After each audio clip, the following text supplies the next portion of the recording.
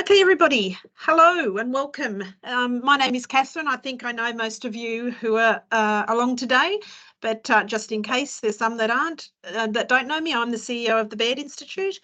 I want to thank all of our amazing supporters for joining us today for what I know is going to be a really interesting webinar on therapeutic treatments that will reverse heart failure, hopefully.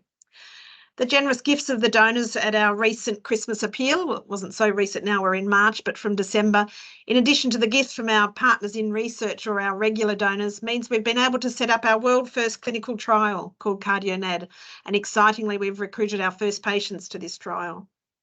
As I've mentioned in some emails to you, the funds that we've raised for this project will help us purchase much needed materials to conduct the analytical aspects of our study, which will in turn assist us to achieve our ultimate goal of developing a new therapy for patients with heart failure.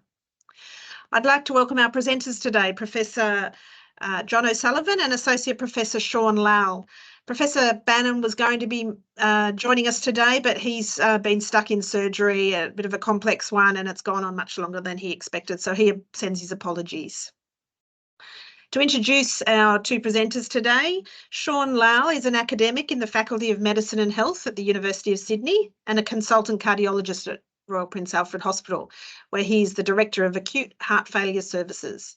Sean is also the Director of the Sydney Heart Bank at Sydney University, along with Professor Bannon. John O'Sullivan is a clinical academic cardiologist specialising in heart failure. He is the inaugural Professor of Cardiometabolic Medicine at the University of Sydney and Department of Cardiology, Royal Prince Alfred Hospital. He's a Level 2 NHF Future Leader Fellow and co-director of the Stiff Heart Failure Clinic at RPA. He's also director of the Heart Failure Alliance across the Sydney Local Health District and Western Sydney Local Health District. But just before I hand over, as I mentioned, we've got all microphones muted and cameras turned off just to be sure that the webinar goes smoothly. If you have any questions throughout the webinar, just note them down, or you can use the Q&A little icon at the top of the screen to send a question through, and then we'll hold on to them until the end of the webinar, and there'll be plenty of time to ask questions. And at the end, we'll give the opportunity to unmute yourselves to actually ask the question verbally rather than in writing. But I think I can pass over to John, who's going to start us off today. Thank you so much, Catherine. Can you hear me okay? Well, I can hear you. I think everyone's right. Excellent. That's fantastic. And thank you very much for the kind introduction. Sean and I, first of all, are very grateful for the support we've received from the Baird. It really does help us purchase much needed equipment and consumables for this project. So just to introduce what this project is about and why it's so important to us, we feel that we're on the track of something that can really change the paradigm of heart failure treatment. And I just want to introduce the concept first. This is a slide from a very nice review in 2017 in Nature Reviews Cardiology. And it just introduces the concept of energy supply and demand in heart failure. So just to talk you through it, because this concept is important, and if you understand this, you really understand what we're aiming to do. If you look at the top left part, the top left panel, you can see in a healthy heart that the energy generated by the heart matches the energy that's demanded from the heart. So the demand is on the left and the supply is on the right, and they're equally balanced. So the heart is able to match the energetic needs of the body by generating the energy inside the heart cells. If you go to the top right panel, you can see that in heart failure, you have the same energy demand, but the capacity of the heart to generate energy is much diminished. And that's due to various factors in the heart cells not working, really in the energy powerhouses of the cells known as the mitochondria. And they stop working such that they can't generate sufficient energy to enable the heart to meet its energy needs. And you can see this is the essence of heart failure. There's an imbalance of energy generation and energy demand, so that the demand now far supersedes the capacity of the energy to generate enough energy to meet that demand. If you look at the bottom left, this really summarizes the ways in which all of our heart failure treatments currently worked in terms of energy demand. So what happens is that the energetic system remains broken, but these therapies reduce the demand on the heart so that there is a little bit of an amelioration of that imbalance. The demand is a little bit lower, such as the disparity between energy supply and demand is a little bit less. So it goes quite a ways to redressing the balance, but not all the way. And there's still quite a gap left whereby there's a mismatch between energy supply and demand. And in 2017, in this paper by David Brown, it was the result of a working group meeting in Europe at the European Society of Cardiology, where they were lamenting the lack of therapies that could redress the final part of the balance and restore the mitochondrial function and improve the energy generation of the heart, because no therapy today was able to target the energy supply, to target the machinery that makes the energy in the heart cells. And it was really long lamented that this was the case, and they were anticipating that in the future, such a heart failure therapy may come on stream because we understood the problem, and maybe someone would be able to come up with a therapy to target the problem and restore the mitochondria back to normal function. So what I'm presenting here is the result of some work that we've been doing together in the last few years. And it's really the nexus of several opportunities that have allowed this work to be undertaken. So on the left, you can see that this is a joint publication between Paul, Sean, and I, and it's the result of collaborative work whereby patients with heart failure have biopsies taken by Paul from the left ventricle. And this is really unique. There's very few places in the world where we get left ventricular biopsy samples from heart failure patients. And what we did was, Sean and I took these biopsies to the lab, and we studied the energetic pathways in these heart slices from these patients. And that's what you see on the right side. On the top, you can see that we took the biopsies and we sliced them, and we looked at the energetic supply and demand, the molecules that went in and out of the heart slices, and we basically did molecular interrogation of the energetic pathways. And one of the major pathways that was disturbed in heart failure was the NAD pathway. Just to a brief aside on NAD, NAD is really a cofactor that lets enzymes to work. Enzymes are the wheels that turn over and pump out the energy. And if you don't have enough NAD, you don't have enough grease in the wheels to turn them over. So the NAD really is the grease in the wheels that allows the wheels to slip around seamlessly without grinding slowly. So it enables that process to happen. So what we showed was that by supplying a booster of NAD, we were able to turn this problem around and restore the NAD pathway and the products of the NAD pathway, and also the ATP generated by the NAD pathway. And then we went ahead and we looked in two mouse models to see if this was also the case. And we showed that you could preempt heart failure development by giving this booster up front. And you could also rescue heart failure by giving this booster, this NAD booster, during heart failure and completely recover the phenotype. So we wanted to compare this head-to-head with risk factor reduction. So in the model system, we removed the factors that lead to heart failure, but we didn't get a complete recovery, showing that once you had gone beyond a certain point, the damage was done and you could not recover the heart failure. But if you gave the NAD booster, regardless of the stage, you could completely recover the phenotype. So this is very exciting.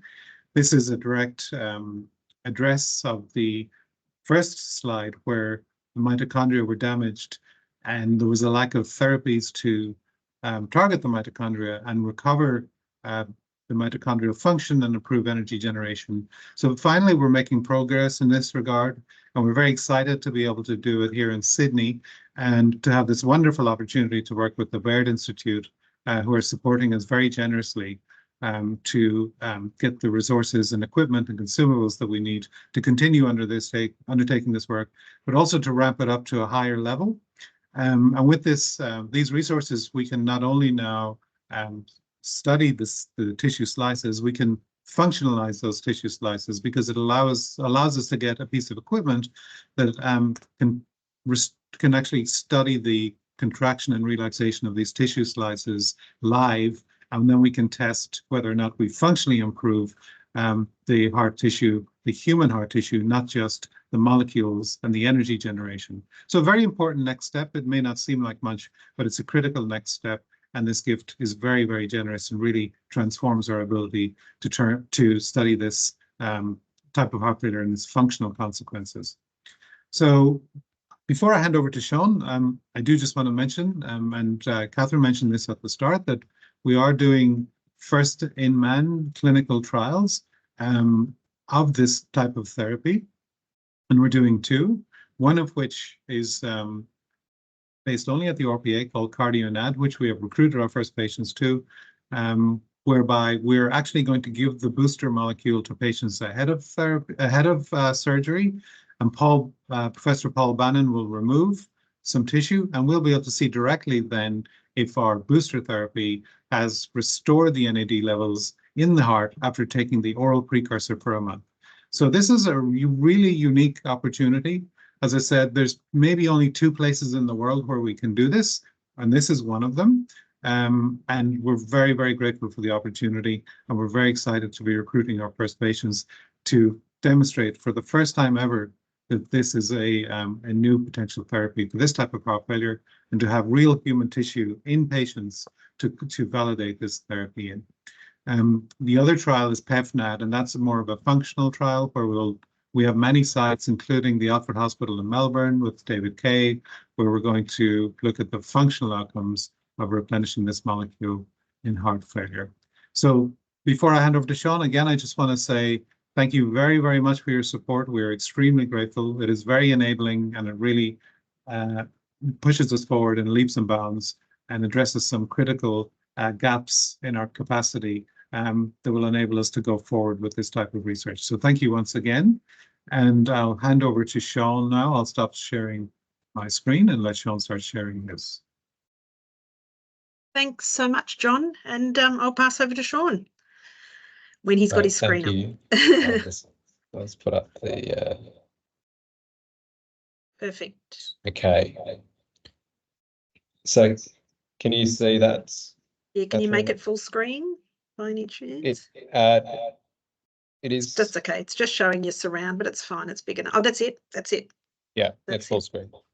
Okay, excellent. well, thank you. And just going on from that theme that John spoke about with relation to food for the failing heart, and John spoke about some of the aspects to do with heart failure and replenishing the energy stores for the heart. I'll focus a bit more on another way to treat heart failure, which would actually be to regenerate new heart cells. But the two are linked because our research is increasingly telling us that we need to give the right energy to the heart in order to fuel it to make new heart cells. And obviously, heart failure is a disease where you lose heart cells, and that's why the heart fails. And what we are trying to do is make new heart cells through different mechanisms, but one of which is to actually give the right energy. Before I get into that, I just wanted to talk a little bit about something Catherine alluded to with respect to human biobanking and the Sydney Heart Bank. And the Sydney Heart Bank is supported solely by the University of Sydney and the Baird Institute. So it is really reliant upon the generous donations of those on the call and others as well, obviously, over the last few years. And the Sydney Heart Bank is the largest heart bank in the world, some 38,000 samples. And it began in 1989 with both Victor Chang and Professor Christos Remedios, who is an emeritus professor at the University of Sydney and who was my former supervisor, honours supervisor. And it really was amazing and futuristic on their part to conceive an idea where you take human heart samples and you store them at liquid nitrogen temperatures, so at minus 180 odd degrees. So you flash freeze these samples, and in many ways you keep them snap frozen in time. And that is why it is the largest human heart biobank in the world. And there are two types of samples that we have that comprise this 38,000. There's the historical samples, which date back to the time of Victor Chang and Christos, whereby we had hearts taken from St. Vincent's Hospital, Sydney, different types of heart failure, i.e. people undergoing heart transplantation. But also there was a time in Australia where there were healthy hearts, donor hearts, that for logistical reasons couldn't be used for heart transplantation. And these donor hearts provide us with an important resource to understand how the human heart ages. And this is relevant because heart failure and other heart diseases are directly related to aging, and aging is one of the strongest risk factors for heart failure. And we have the only set of hearts in the world that enable us to look at normal human heart aging, which is one of the major projects also funded by the Baird. Heart failure samples include those who have end-stage heart failure, where the heart can just no longer continue on anymore, and a heart transplant is required.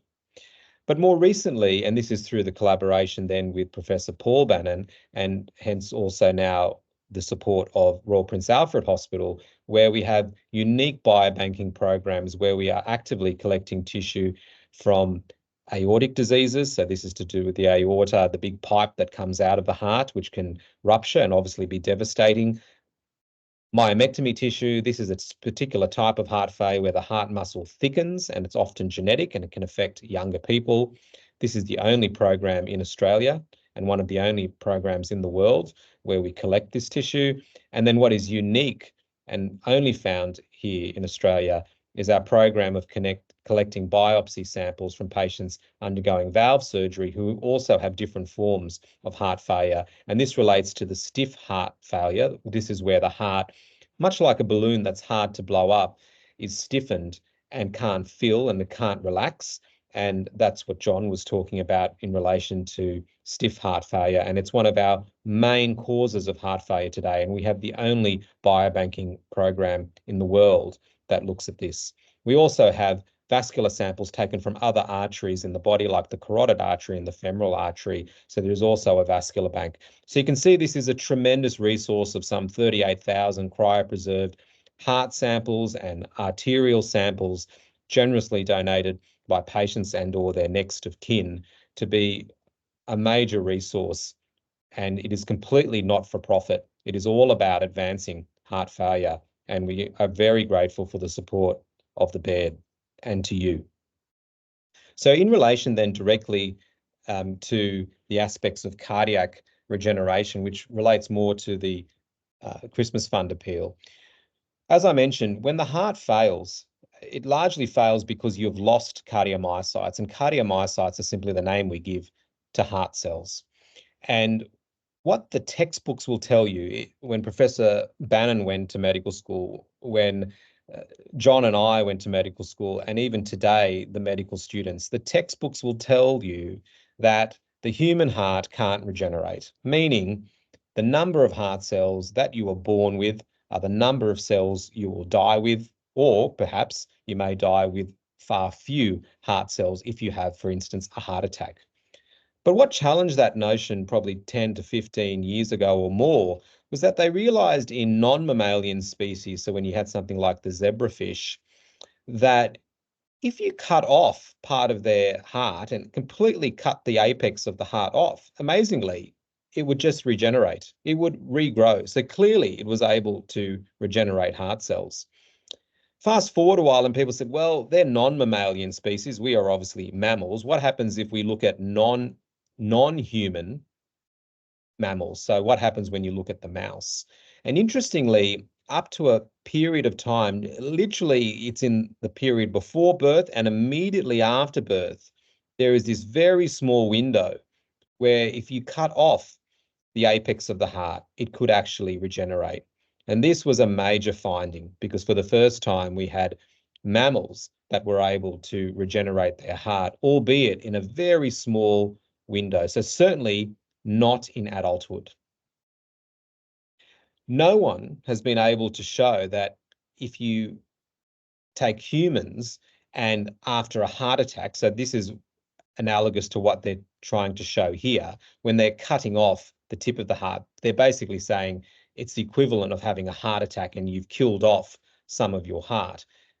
Up until today, this has never been shown to be true in humans. And for the first time, we were able to show that in human hearts, so these are patients who have had a heart attack, who then required bypass surgery because they actually had multiple blockages, but nonetheless, they had an area of the heart that was damaged because of a heart attack. In a world first, we were able to biopsy a bit of their heart around that area of the heart attack. And then, of course, we needed a control area, an area that was unaffected by the heart attack. And so we biopsied an area that was normal. And we were able to show that, sure enough, the human heart has the ability to make new heart cells. However, it was only at a very low level. And so what this slide shows is our model, which is the world first model to study human cardiac regeneration. And what we could show, of course, is that the area around the heart attack was full of collagen and fibrosis. And this is what this beautiful microscopy shows, that there's lots of collagen and there's a loss of human heart cells. And as you would expect, there is a lot of inflammation. There's a lot of inflammatory cells that are going towards this area. There's the capability of trying to produce new arterial supply, so a new blood supply around there. But the key was that we were the first to show that these human heart cells around the site of the new heart cells. And that's what we're showing here. So the green represents cardiomyocytes or heart cells.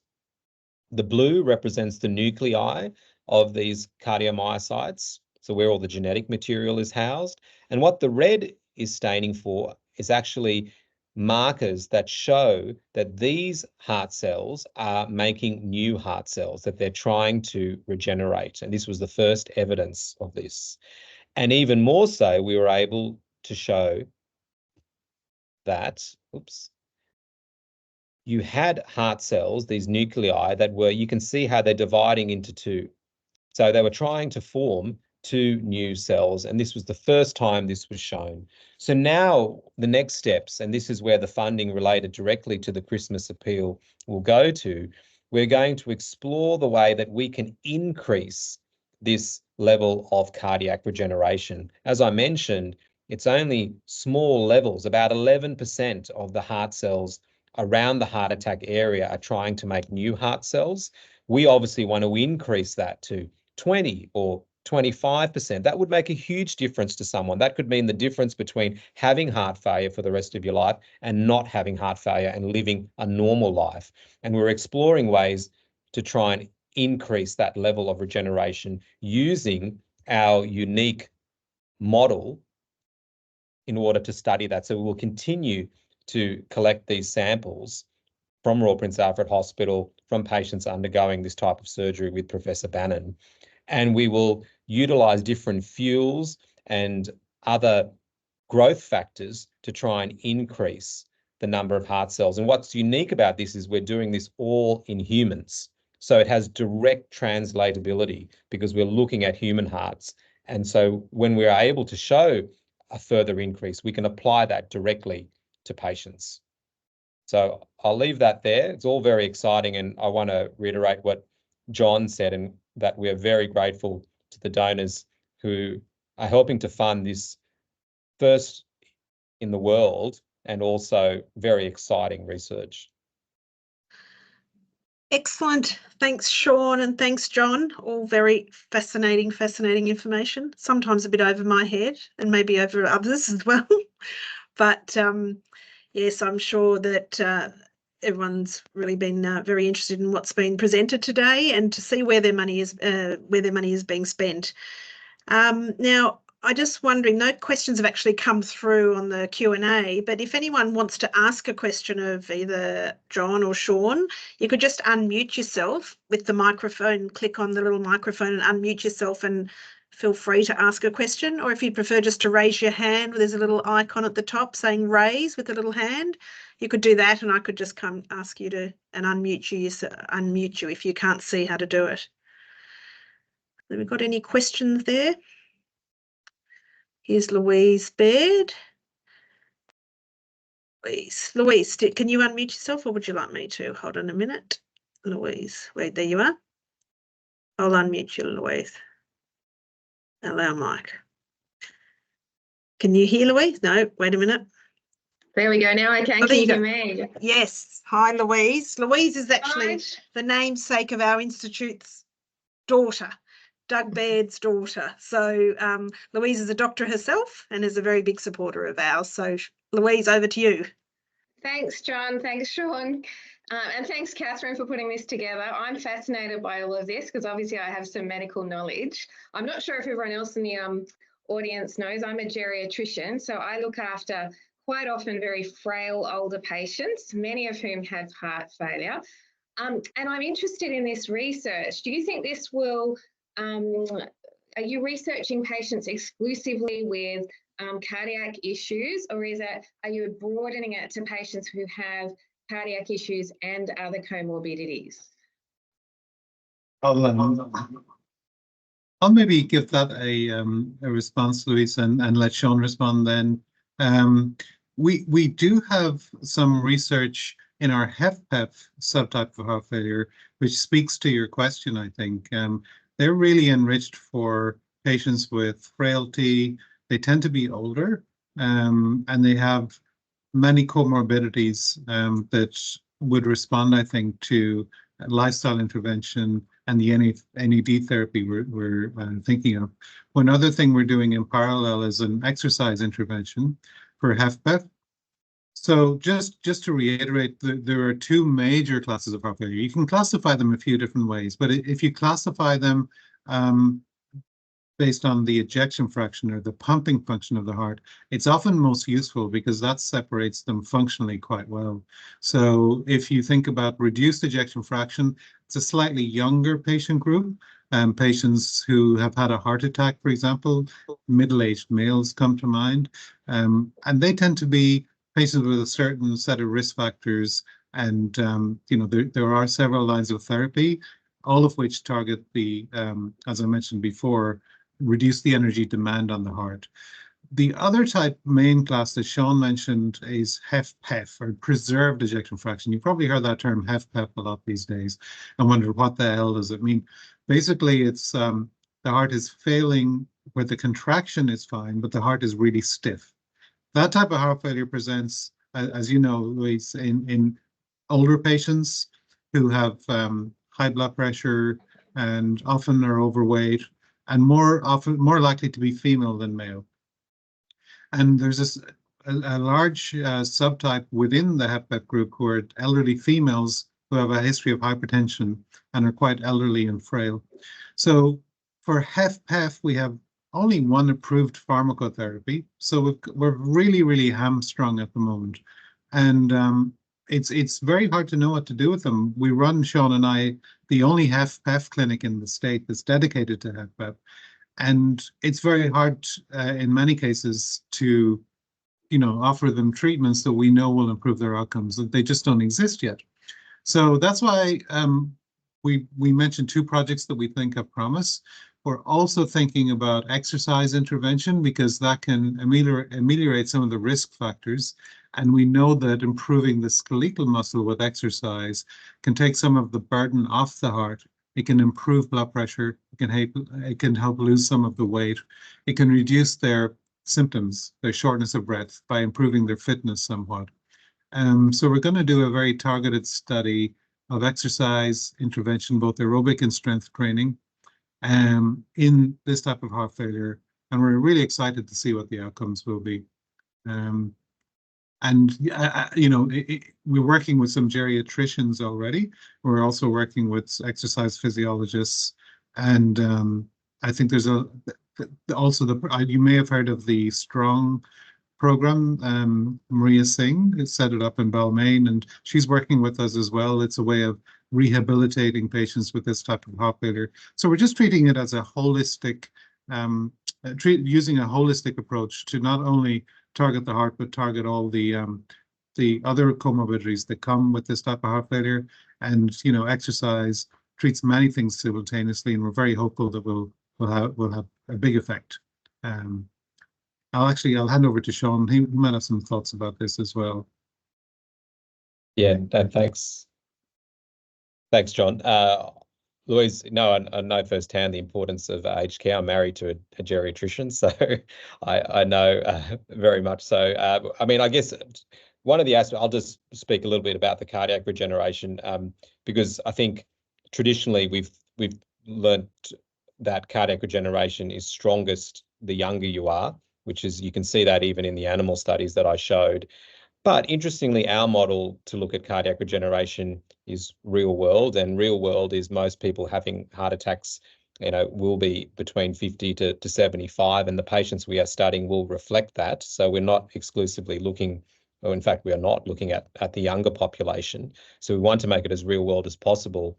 We then want to extend that and then look at patients who you would be more familiar with, above the age of 75, and to look into the 80s. So we definitely want to look at the scope for the heart to regenerate across the age spectrum and really understand that aspect of aging.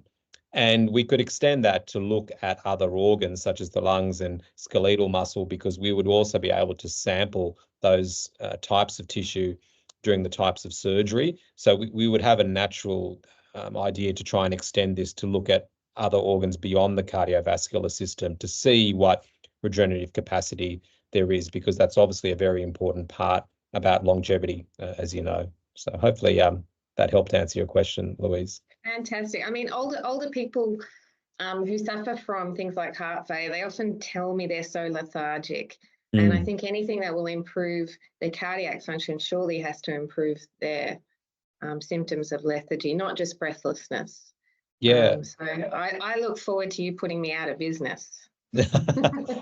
No, but I think you're spot on. And as you know, that there is this generalized fatigue, and we see it in heart failure patients where they're sarcopenic and they've lost that muscle mass, their skeletal muscle mass is reduced. And interestingly, when you do improve the heart function or conditioning, you do see that improvement in other organs, particularly the kidneys and skeletal muscle.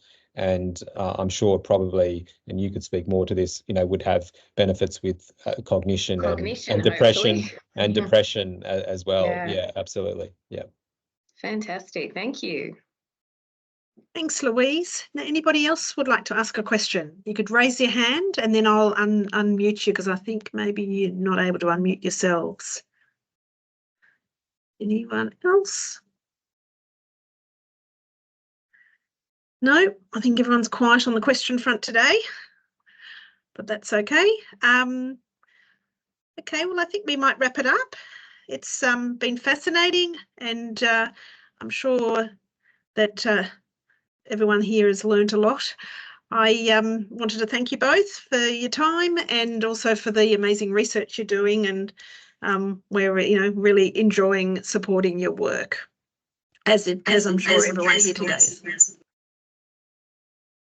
Thank you so much. And I think, I'm sure I speak for John, we would love to sort of, maybe in 6 months, 8 months, do something like this again to update everyone. Clearly today was about talking about 2 really important projects to treat heart failure, cutting edge projects. And, we'd like to give you an update later in the year. And so you can really see where your support is going towards and how valuable it is. Yeah, excellent. I was going to say, if you could give people an update in a period of time when you sort of have something to tell, would be excellent. And I'll also email you to tell you when things come out as well. We do actually have one question. I'm just going to unmute Dennis. Dennis, would you like to ask a question? Hold on a minute. He's not unmuted. For some reason. Can you hear Dennis? Can you talk? Hold on a minute. If I go allow, it's not allowing it. Oh, there it is. Dennis, there you are. Yeah, look, I was listening to, this is not really a question, it's just a bit of information. I was listening to a video yesterday, and it went back a number of years from people from the age of 20 to 60, and it was over a number of years, I think 10-year period, and it was people that could do, let's say, 40 push-ups within a specific time, and they studied these various age groups, and what they found in relation to HDL, LDL, and all those things, that really wasn't the significant factor. The significant factor was that you could do a number of push-ups within that time frame. Some people could only do, let's say, 5 or 10, and they had a much higher incidence of heart attacks. So, yeah, you were talking about exercise, and I'm keen on exercise, but I thought this was a long-term study over various age groups, and it was believed that the outcome was very significant. So I just thought that confirms what you've been saying.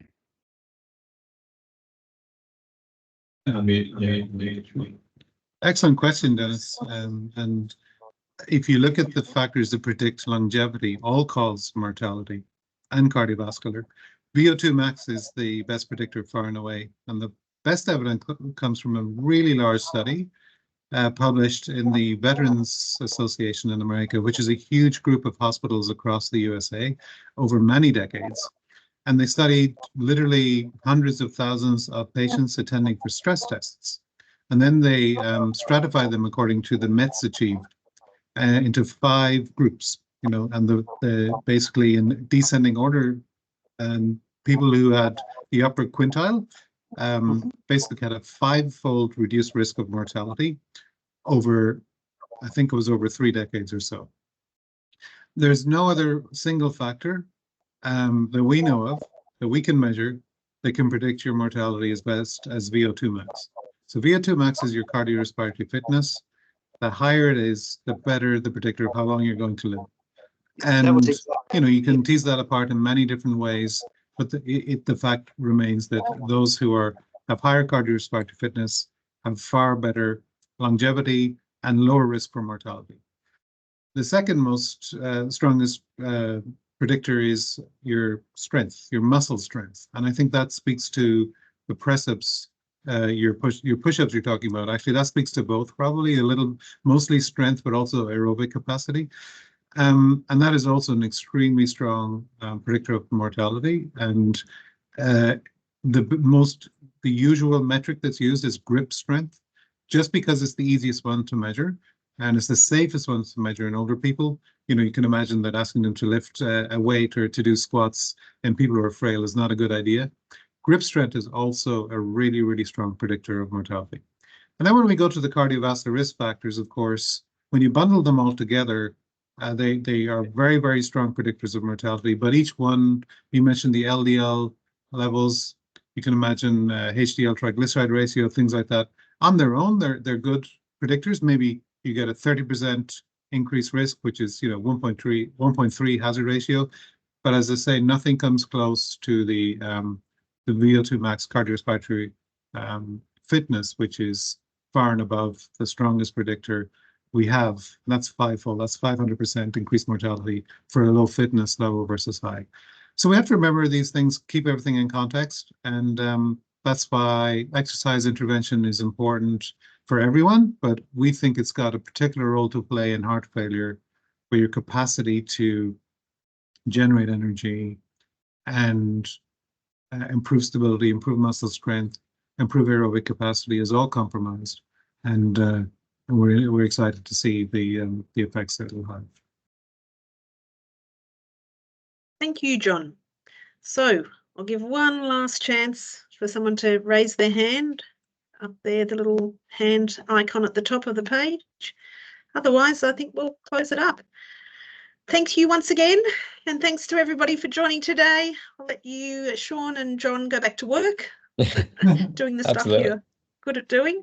And thanks to everybody for joining in today, and hopefully we'll see you again soon. Just to also to let everybody know, we're thinking we're going to have an event to update our supporters on the work that's being done, not just this, but other work that's being done. That's going to be in June or July and will be held on Sydney University campus. So look out in your in the mail for something there. All right, see you all. Bye-bye. Thank you. Thank you.